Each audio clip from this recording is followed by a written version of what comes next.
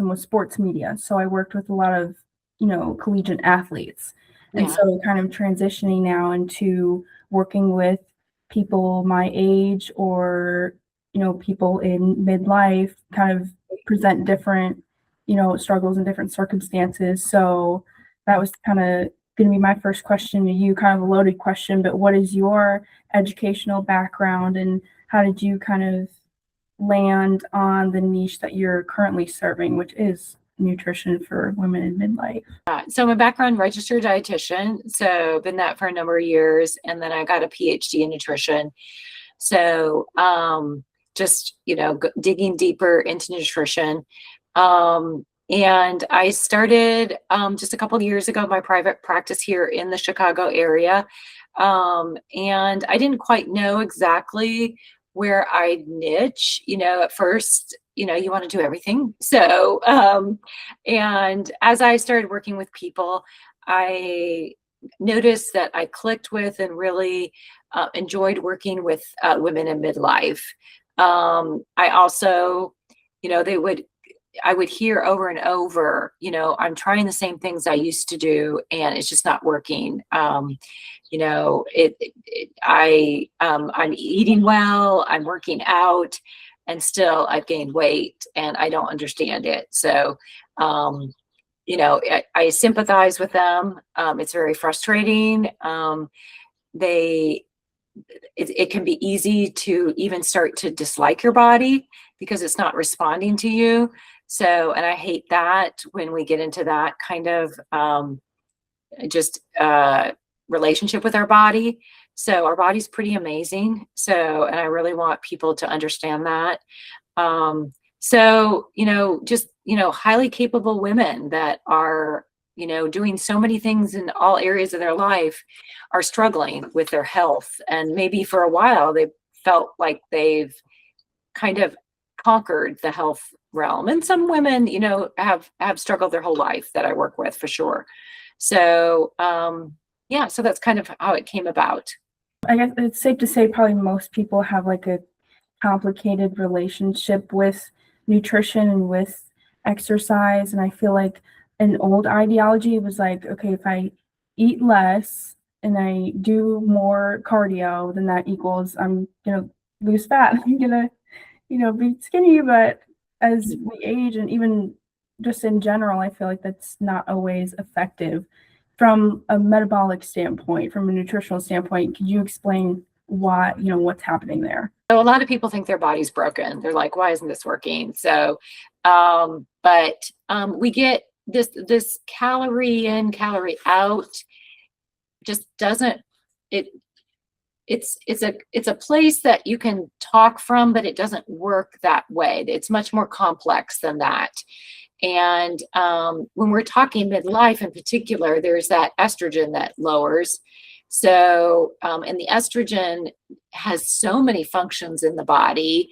The big thing in my area is the change in insulin resistance. So, or sensitivity. So, it doesn't matter if you're healthy or not, you're going to jump up in resistance during this time. You're going to get more inflammation. Both from lower estrogen, but also from the drop in the estrogen. What we see is up, down, really steep. And that the drop is what creates inflammation. So we have the inflammation, which is going to exacerbate anything going on in your body. And it's going to contribute to this insulin resistance. And the insulin resistance means you're not using your insulin as well. And it means anytime that you're having any type of high carb, either refined or simple, you're going to have a spike and then a drop more so than you would have maybe in your 30s.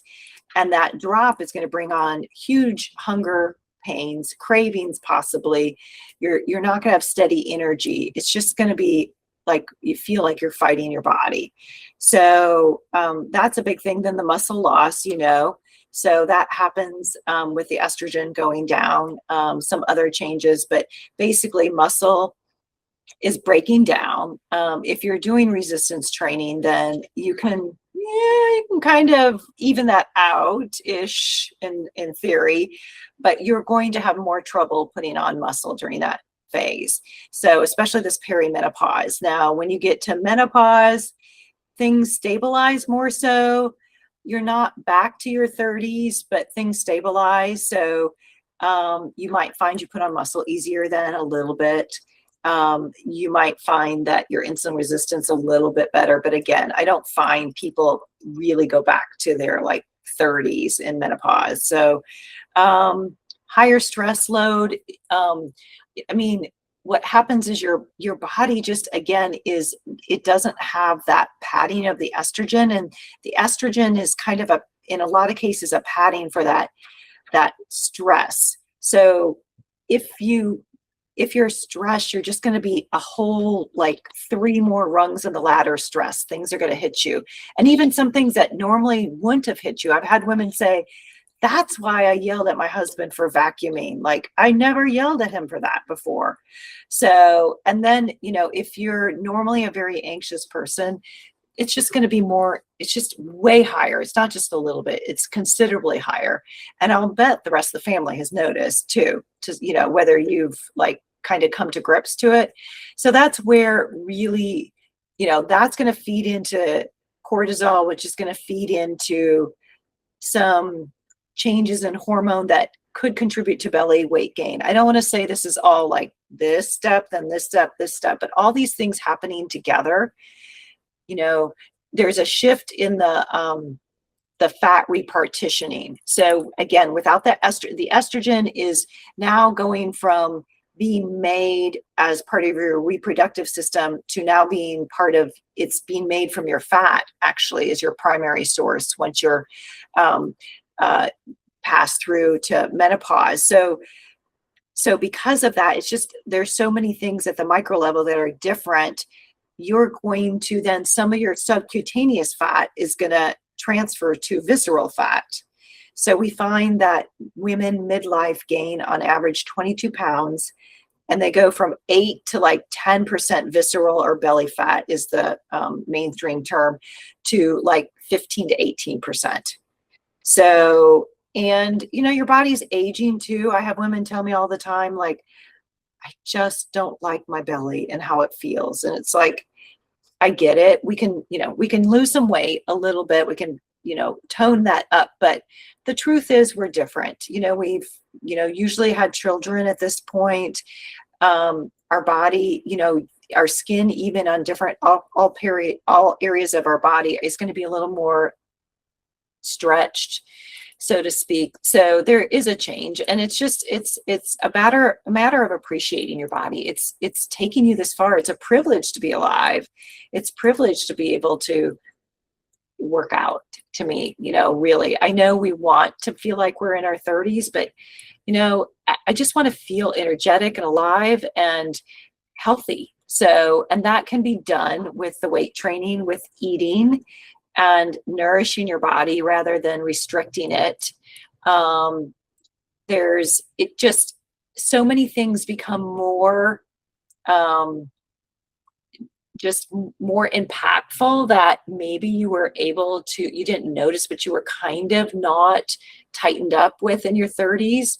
So it's really important to get fiber and get enough protein, to get whole food versus, because this insulin resistance issue, even if you're healthy, even if you've been like, a runner your whole life and you've been eating fairly well, you're going to hit midlife and it's going to change things. So it's really important that you might be having protein shakes and that might be holding you over, but you might find in midlife that a protein shake doesn't hold you over and actually can give you cravings in some cases.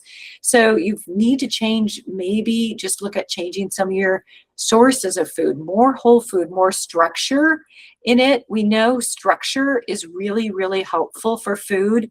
And, I give the example like a bagel versus a bowl meal. A bagel is basically ground up, pulverized powder that is shaped into a bagel. And the minute it hits your stomach, it's like disintegrated into powder. Like it's so easy to break down. And then now that enters your small intestinal tract and it gets overwhelmed with this like super high spike in refined flour. So your blood sugar is going to skyrocket even more so now, and it's going to plummet. We know the spikes bring on the insulin, and because of your age, you're going to overdo the insulin. In other words, unless your pancreas isn't working, which is not usually the case. Actually, your pancreas just gets more panicked and dumps too much insulin. And now the insulin's panicked and opening all these doors, clearing the fuel, the glucose. And now you're going to drop really quickly. And that's not good because it brings on cravings and ravenous, and you're going to be tired then. And then your body, you're going to be grabbing for the pre-made carbs then. So now you're back on the roller coaster. And that's where eating whole food that is whole food by Mother Nature. And I know we've heard this before, but it comes more critical when you hit midlife, because you've got to gradually release your energy into your body. You need to be very careful about giving this, like all of a sudden, that refined carb.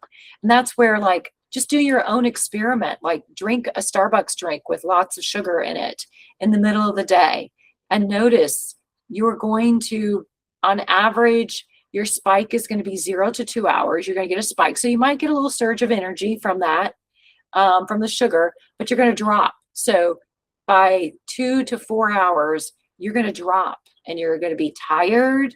You're going to be maybe a little cranky, a little ravenous with hunger. So, and then you're going to go back up, and you're going to grab for something, probably a bar or a shake, and that's going to put you back on the roller coaster again. Very temporary relief, maybe, but you're going to go up and down, and you're overshooting your insulin. And so the way around that is to give your body food that releases it gradually, that breaks down while it's going through the GI tract gradually. It has structure. So a really good example is like apple versus apple puree versus or applesauce versus apple juice. So same calories, you can have the same amount of carbs, measure it out. But if you eat each one and do your own experiment, it's going to be completely different eating the apple versus eating the applesauce, which is going to be already broken down somewhat by the time you eat it. And then it's going to spike a little bit your blood sugar. But the apple juice is going to spike your blood. I don't care if you drink it with the fiber in there. It's just separate. It's not protecting the juice, which is going to spike your blood sugar. And you're going to be on this roller coaster the rest of the day. So I've done it where I've gotten the Starbucks drink, and I notice I love a mocha, so I don't get it very often. But when I do, I can tell you like clockwork, I'm going to get a spike and a drop if I don't do some food around it. But if I just eat it in the middle drink, just, kind of graze, drinking it, sipping it, I'm going to have a crash, and it's going to be the rest of the day up and down. So, so that's really critical. The other thing that kind of feeds into this is that hunger management. And again, we can do some things in our 20s, 30s that our body is maybe utilizing things and kind of filling in. But when we get to be our 40s and 50s and beyond, our body is much more sensitive to that. Estrogen's not there. So if what happens is we want the meal to be such that we eat it, it goes to our stomach, it's partially digested, but it tends to go into the small intestinal tract, still not whole pieces, but it's like the cell, like when you have a powder that's industrially ground, you've like popped every cell open. So everything's ready to go at once in the early part of the small intestine. And so our bodies were never built for that. That's not how we are optimized.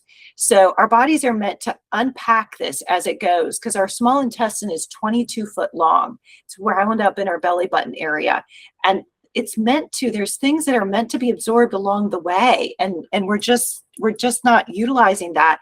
And what people don't understand is in the lower part of your small intestine, this area called the ileal brake, it's the last part before you hit the large intestine, you have the highest density of L cells.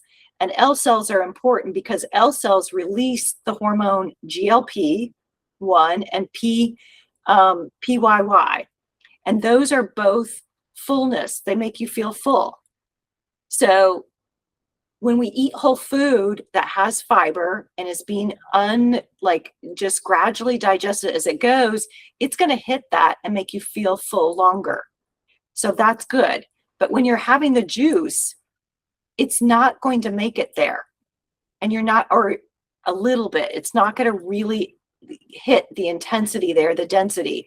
So fiber is really great for true fiber, like fiber that's unfolded in the actual whole food, Mother Nature, not added as a scoop of this to the product. You're going to get more satisfaction and fullness without having to eat as much. And it's just about being satisfied and eating to what's going to get you to your healthy place weight-wise. I'm not here about trying to get people to a certain look. I'm here trying to get people healthy. So, and the other thing too, on top of that, when fiber hits your large intestine has microorganisms in there. 70% of your immune system's there.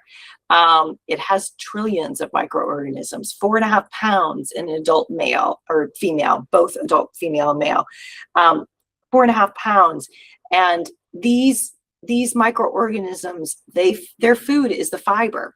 We can't break down the fiber with our naturally occurring enzymes. Cows can, but humans can't. So these microorganisms break it down and they create short chain fatty acids. One of the byproducts of short chain fatty acids is also the L cells. So in your large intestine, you can still affect your hunger, your fullness, in a positive way. And then there's other anti-inflammatory things that these short chain fatty acids, there's a lot of great benefits for those. So we are just gypping ourselves by eating these products that are pressed together with, the right macros, should I say. And I'm not against here and there, but I also encourage my clients to really test it out. Try this bar, try that, see if it does, because I think you're going to find that it's not as good as the Mother Nature kind of whole food, the nuts, the Greek yogurt, the beans, the sweet potato, the greens, things like that. So, and there's delicious dishes. We just need to experiment and find them out. But so you can see those are kind of the big things that I really work a lot with clients, understanding and really being just amazed at how the food works in your body and work with it so that you're starting to look for food, making sure every meal you have some intact food. So, ideally we'd have a little protein, a little whole food fiber, and a little good fat. So, every meal just starting to look for and make sure you get that.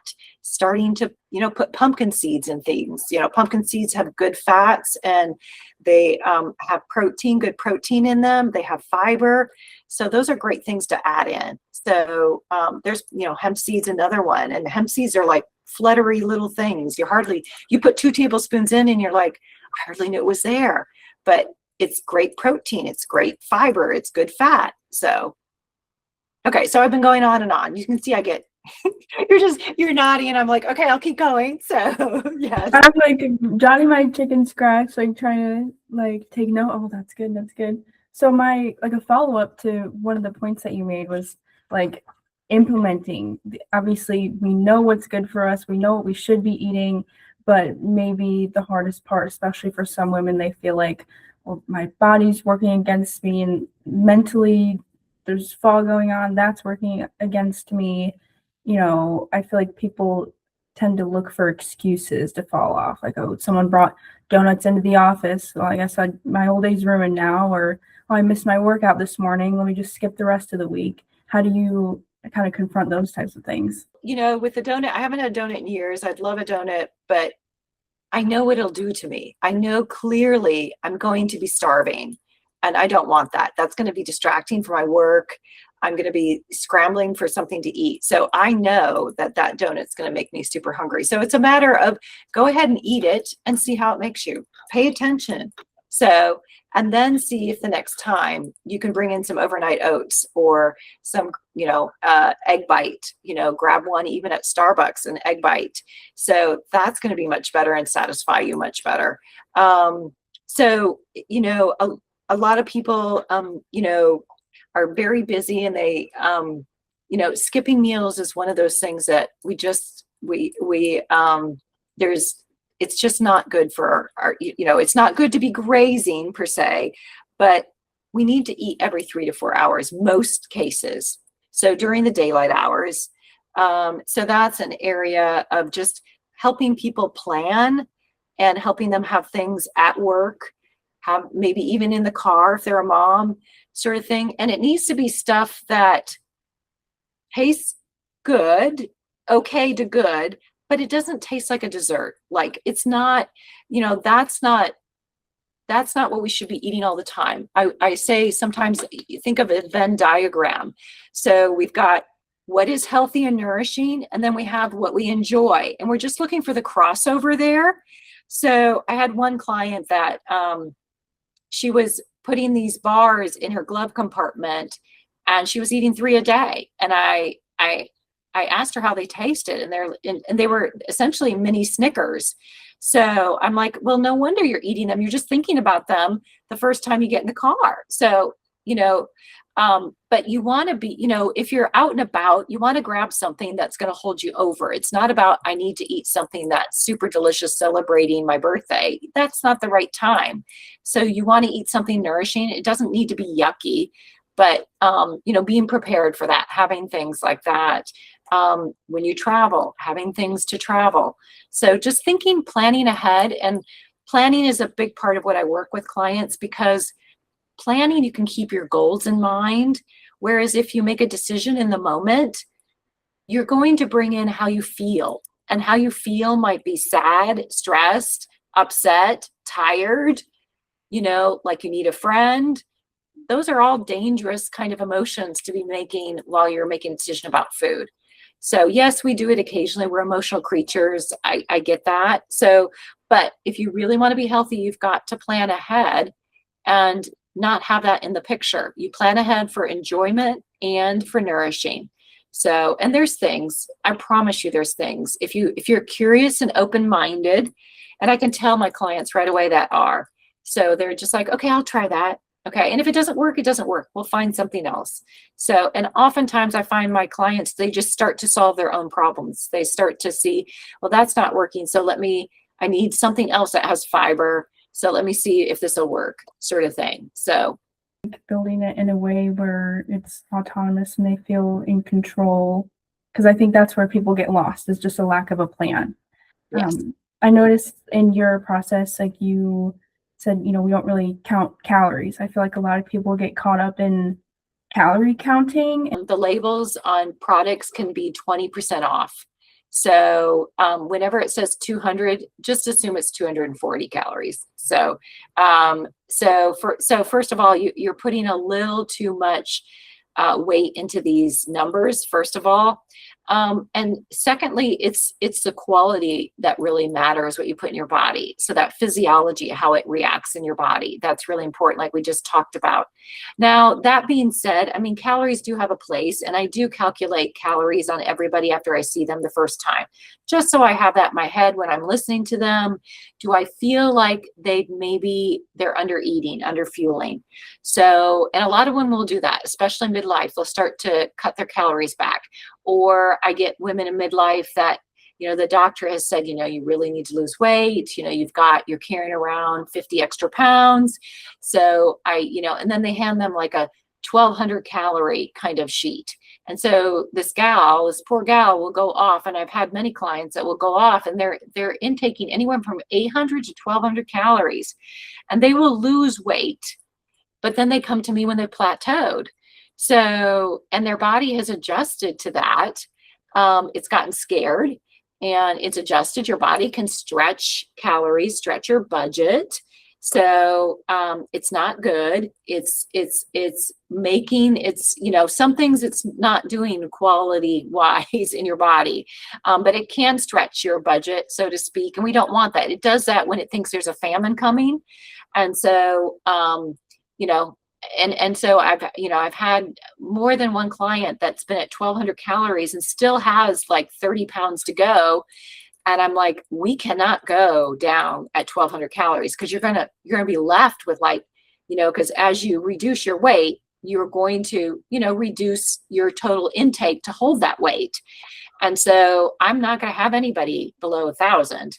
So, and I rarely go below 1,300. I really find that's kind of, there's got to be a good reason for going less than 1,300. So I will take them back up gradually with whole food and with regular eating and making sure they have the fiber. And, it is nerve-wracking, but they usually do not gain weight. If we follow the principles, I'm like, you haven't gained weight. We're up to 1,500. So usually I like to get them up closer to 1,600 to 1,700 because then we can create a calorie deficit and we can lower our weight then. So, but a lot of women have cut back their calories too far from either dieting or just they think that's the way to go. And yes, you have to create a calorie deficit, but you can't go too extreme. You can't be skipping like meals, great, periods in the day. So those are, some of the big things I see. And I get very nervous when people are cutting. I have some clients that they're skipping lunch. They're eating barely something at like 10 o'clock in the morning, and they're not sitting down to eat something till 8 p.m. That is so not good. There's no way I can cut this so that's going to be, you're going to feel full of energy and you're going to be able to lose weight. I feel like people want a quick fix about pretty much everything. And so they'll do whatever they think it takes. And maybe they do get short-term, kind of faster results, but then it's always your body's going to bounce back and you're going to put back on the weight because you didn't do it properly. You said something that really stood out to me was I help people get healthy, not get to a certain weight. As you know, you're in the fitness industry. You need two things. You need protein and resistance training. If you're going to keep your muscle from declining, because it declines after age 30, and then build muscle, because you really need weight resistance training midlife. You're not going to, it's going to be accelerated loss, not just the aging loss. We have it on top of that, a more accelerated loss of muscle. So we need that there to be happening. And we're going to lose, weight and lose muscle. We're not going to feel as good. It's going to be unhealthy for our body.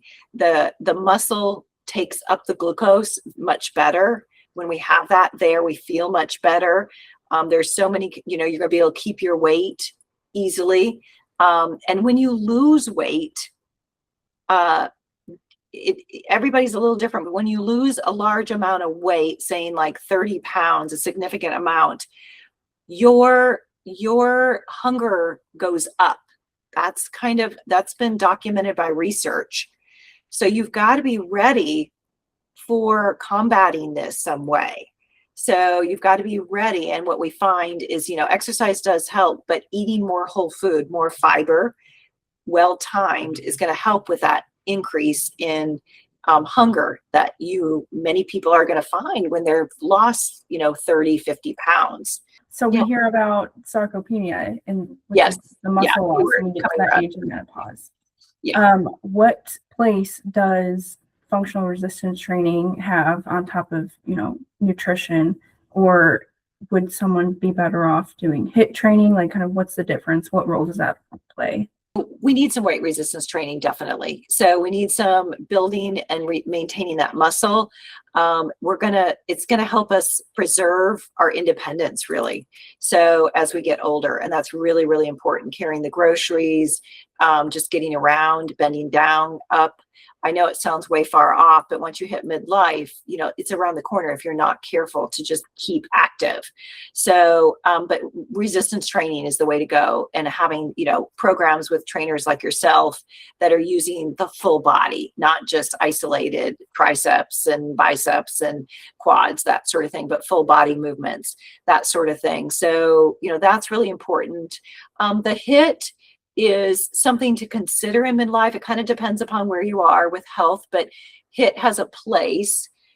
It's your best way of building what we call more mitochondria, biogenesis. So you don't, there's some protocols for HIIT.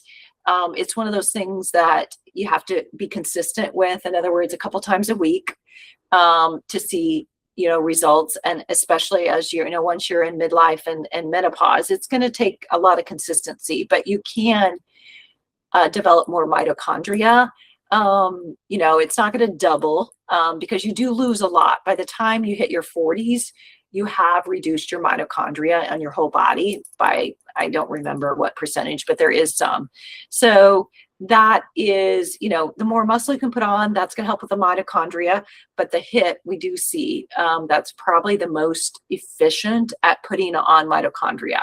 So that biogenesis. So I do recommend, the first layer is the resistance training by far. That's one thing that I try and get my midlife women to do within the first month or two of seeing them. Some people have never been gym goers or resistance training. I get it. It was hard for me to get, but I want them to see the benefit from it. They may not fully, wholeheartedly enjoy every moment of it, but they see they're getting stronger. They notice that day after they work out that they're a little more alert. They're a little more awake. They don't need as much coffee. They're feeling stronger a little bit, just a little bit. So if we can rate that and see that, and they feel good, they accomplish that. They're making their body stronger. So, but that is so important, that weight resistance training. The HIIT is more of a additional thing. The big thing I see when we're mid-age or menopause, postmenopausal, is that recovery. So we need to build in for the weight resistance training and for the HIIT enough recovery, because our bodies need more time to build that new muscle. And if we have things too close together, then we're just going to be hurting ourselves more so. So we need more recovery. So it's being strategic with your workouts. So the programs that you create, do you prioritize, more protein for someone more physically active? Somebody that's weight resistance training, I'm assuming they want to put on muscle. So I'll go a little higher, definitely, for the protein. I'd say my highest is probably somebody that's serious in the gym, wants to put on muscle, wants to convert fat to protein kind of thing. They're already pretty healthy. So that's probably the highest. And then it's anybody that's weight resistance training. If somebody hasn't started weight resistance training yet, I may not go that high in the protein. We need to start, a lot of women aren't having enough protein in the beginning of the day. So we need to start getting that in. You also have to keep in mind that if somebody's not even like working out regularly, their kind of pie to begin with is smaller than somebody who's working out. So if I start off super high protein with their pie, then there's less for the carb and less for the fat. So, and that we want palatable. So if I get so high on the protein, that really usually takes away from the fat. And we need fat for flavor. We need fat for health. We need, so I don't usually like to go below 28% fat. So that's pretty lean if you're going below. And some people need like 34%, they're used to it. They're used to cooking. They want to have a lot, extra virgin olive oil, avocado, nuts. That's great, but those are going to up it. So, so that's, people forget that if you get too high protein, you're taking away from somebody else. So we need to have it a little more balanced. So, yeah. What are some of those early signs that maybe their nutrition and their exercise, their current situation needs to make a healthy pivot? I'd say as a grouping, the earliest signs are sleep. That's changing. Irritability. And brain fog. Those are the three. And we actually see those in some women in their late 30s as early as. And those kind of They're tied a little bit to the progesterone. In perimenopause, usually the progesterone is going to start dropping first before the estrogen starts going up and down. So that's where progesterone affects the sleep there, the brain fog. I mean, estrogen's going to like jump on and help even more so. But with that progesterone, if you look at a chart, that is at the beginning of perimenopause going to start dropping and it doesn't come back. Whereas estrogen is like this roller coaster, up and down, up and down. That usually starts a little after the progesterone starts to fall. We find that's kind of the path of the ovaries there with the hormones. So those are the first ones that I look for. And when somebody starts, even if they're in their late 30s, I start saying, have you ever thought, did you talk to your mom? When did she go through perimenopause? Does she know? Have you had this conversation? Do you have siblings? That will tell us, because no lab test is going to tell us if we're in perimenopause. That's a big myth.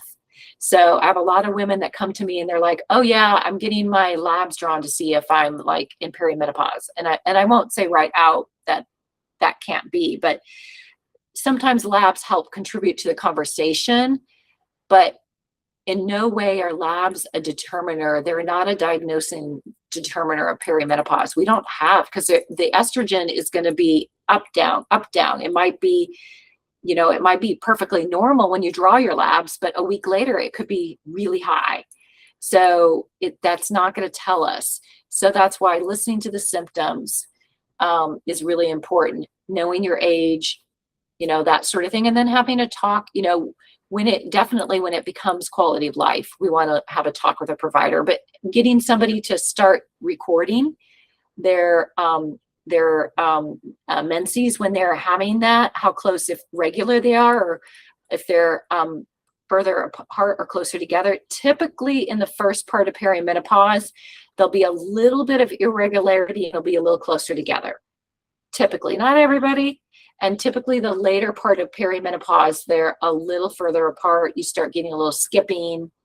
So, again, perimenopause is a lot of different things happen. So what is one person's normal may not be another person's normal. So, but like you said, it's that chart of what tastes good and what's good for you. And sometimes what's good for you doesn't always taste good.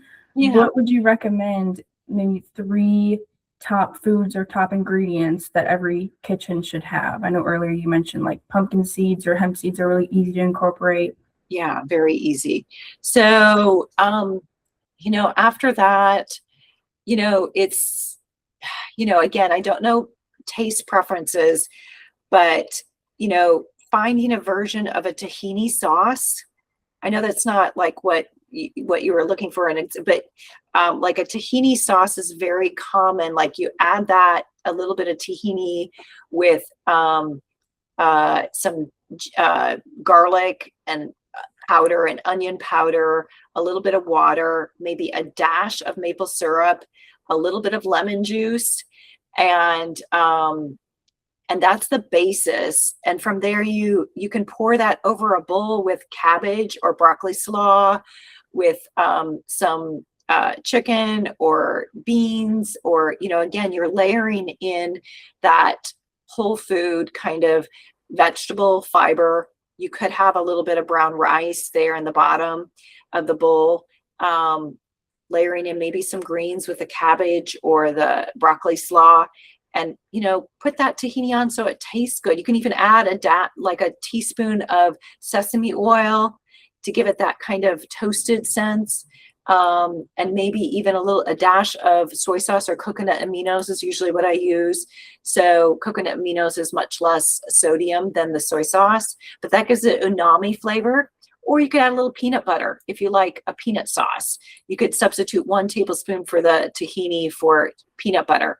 And, then you've got something that's really great. I usually like mix that in a mason jar, and I'll have that in the refrigerator. I'll just put that in bowls or put a little bit on a sandwich, or just when I need a little like something. That's the most basic kind of sauce. And then there's all kinds of other sauces that are great.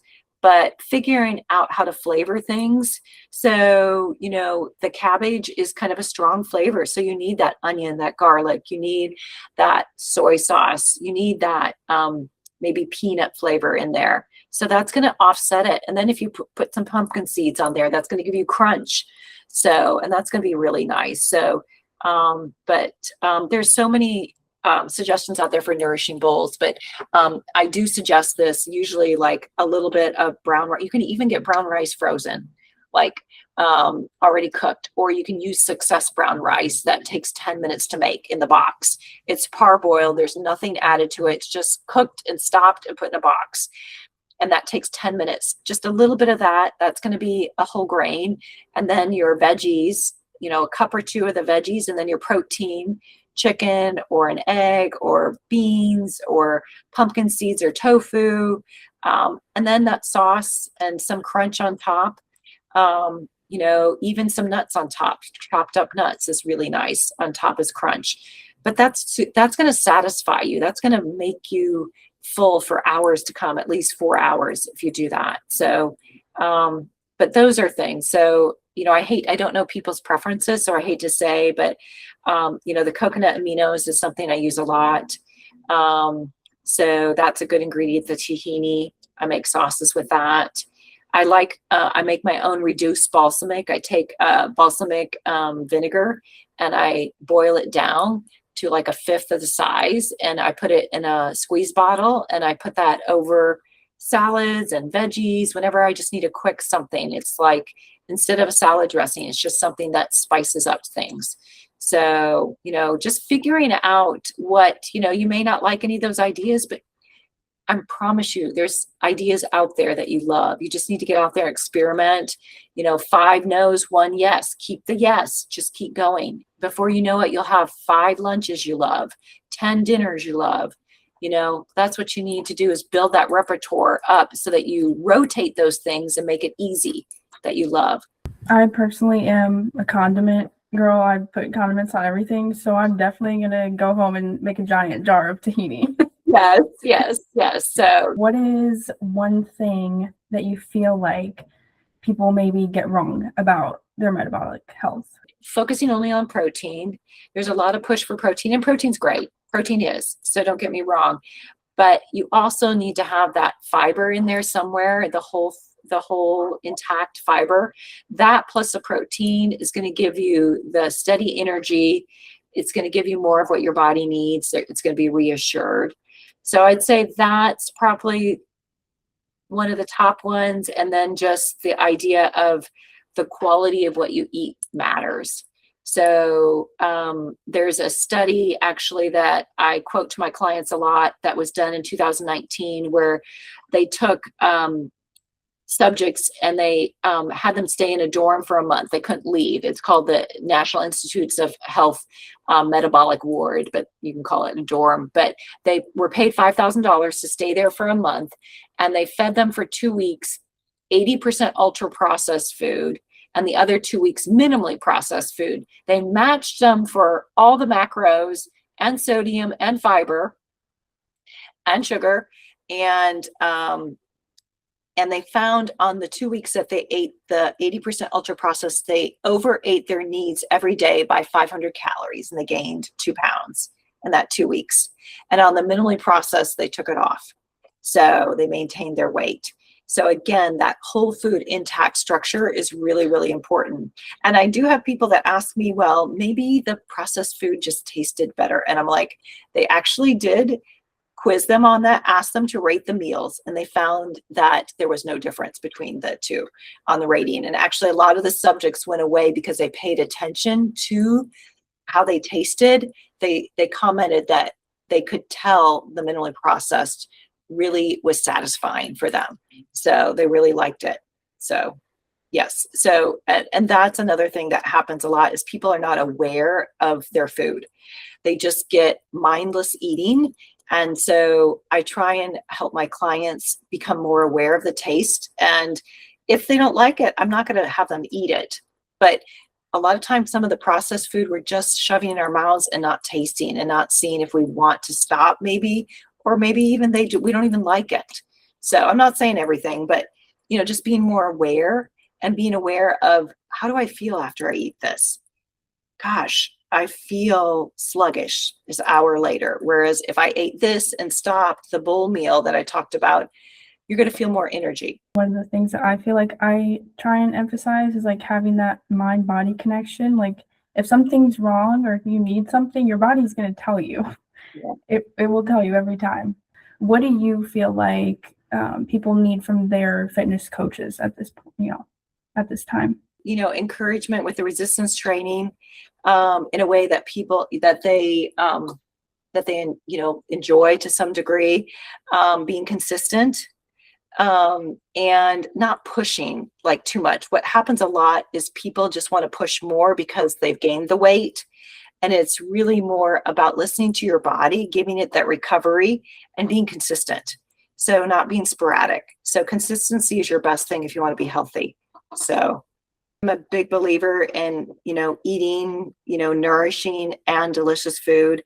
And I really believe they can both be done.